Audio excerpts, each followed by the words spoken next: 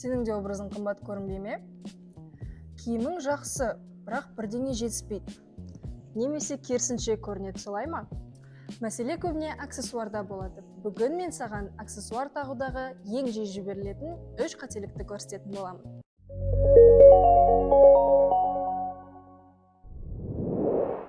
Бірінші қателік барлығын бірге тағып алу.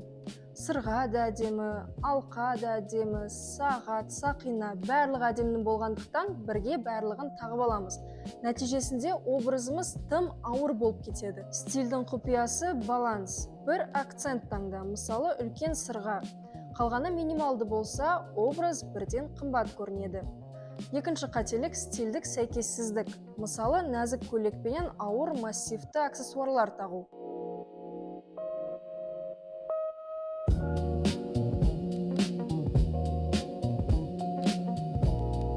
Аксессуар образды толықтыру керек, бірақ бөлек өмір сүрмеуі керек.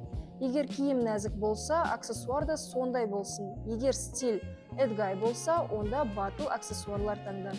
Үшінші қателік пропорциялар. Кейде аксессуарлар өзімізден тым үлкен болып кетеді. Сондықтан, егер де өзің нәзік болсаң, үлкен аксессуарлар тақпауды кеңес етеміз. Ал керісінше болса, кішкентай аксессуарлар таққан кезде ол сенің денеңде жоғалып кетпеу керек. Есте сақта, көп аксессуар әрқашан жақсы емес. Стиль сәйкес болу керек, пропорция өте маңызды.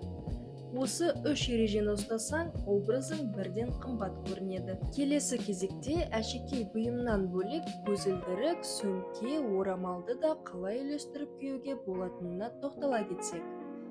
Сөмке де, көзілдірік те образдың бір бөлігі. Сен спорт стиліндесің, бірақ қолыңда классикалық қатты формадағы сөмке болса, бұл бірден көзге түседі. Көзілдірік те солай.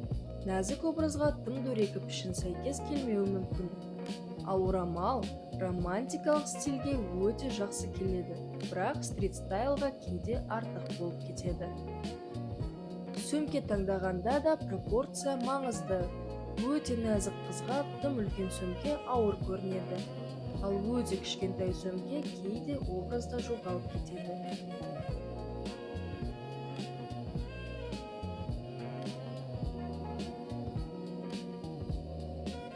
Көзілдірік таңдағанда бет пішініне қара. Өте үлкен көзілдірік кейде бетті толық жауып тастайды. Сөмкені қалай таңдау керек? Негізге бейтарап түстерді таңда.